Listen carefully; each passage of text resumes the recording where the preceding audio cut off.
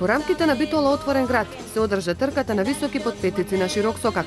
Од вкупно 11 девојки, битолчанката Катерина Михајловска со штикли високи 11 сантиметри прва пристигна на целта. Со самото пријавување сите сме победници на оваа трка, значи треба пред се да се има храброст за да може некој да учествува на ваква манифестација. Жените се секогаш похрабри од мажите. За жал.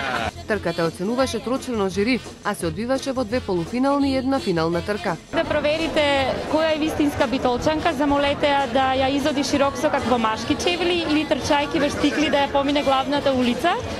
Тоа е испитот за вистинската битолчанка. Горди сме за тоа што единствената амбиентална улица во Република Македонија, најубавата на Балканот, ќе има и ова оригинална манифестација која што ја нема никој друг. Трите најбрзи девојки беа наградени парично, а добија чевли и вредносни ваучери за чевли од повеќе битолски продавници.